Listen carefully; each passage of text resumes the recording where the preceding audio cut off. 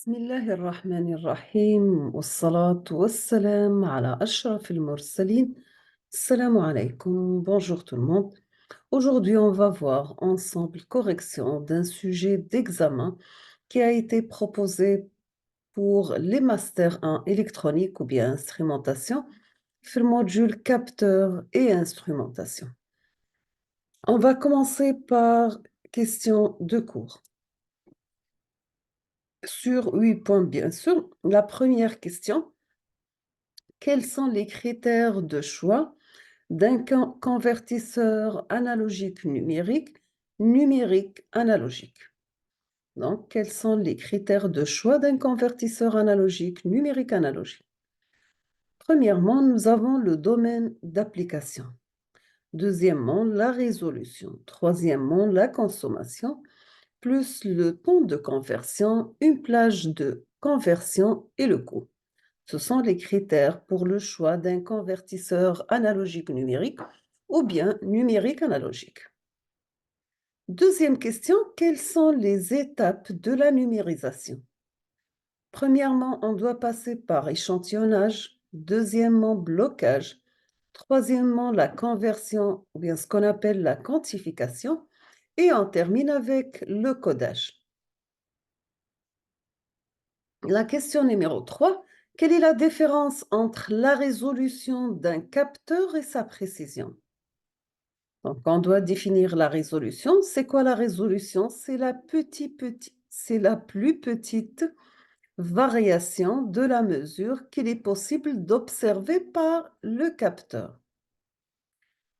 Maintenant, quand on dit un capteur, il est précis, donc un capteur est précis, c'est les juste et fidèle, c'est-à-dire l'écart entre la moyenne des résultats et la valeur vraie est faible et avec un faible écart type. On passe à la question numéro 4. Quelles sont les fonctions possibles dans l'étape du conditionnement du signal? Quelles sont les fonctions possibles dans les étapes de conditionnement des signaux? Nous avons alimentation, amplification, mesure différentielle, linéarisation, adaptation d'impédance. On termine avec la dernière question, c'est la question numéro 5. Donc, on vous demande: donner deux types du capteur passif et deux types de capteurs actifs. Donc, pour les capteurs passifs, donc, vous avez PT100, la jauge exdenstométrique. Pour les capteurs actifs, nous avons thermocouple, capteur à distance à ultrasons. On passe l'exercice 1 sur 7 points et on va commencer par la partie 1. Dans cette partie, on vous demande quelle est la grandeur mesurée en entrée dans le capteur. Donc, dans cette figure, nous avons le poids. Quelle est la grandeur obtenue en sortie? Toujours, on aura une variation de résistance. Quel est le principe de base du capteur utilisé? Donc, c'est la déformation d'une jauge de contrainte collée sur le support flexible par le poids qui varie avec sa résistance. On passe la partie numéro 2. Donc, vous avez le schéma du conditionneur est donné, donc on va le voir après. Les amplificateurs opérationnels utilisés sont supposés parfaits. Que représente R dans le schéma? R représente le capteur. Que représente le pont de Watson? Donc, c'est un circuit de conditionnement pour alimenter le capteur passif. La question numéro 4, on vous demande d'exprimer la tension VA en fonction de E et R0 et delta R. Donc, on a déjà calculé ça, l'exercice sujet qui a été proposé dans la vidéo précédente. Donc, nous avons trouvé VA égale E par R sur R plus R0. Maintenant, quelle est l'expression de la tension VB? Donc, VB est égal à E sur 2. La question numéro 6, on vous demande de montrer que la tension V peut se mettre sous la forme V égale E multiplié par delta R sur 4R0 plus 2 fois delta R.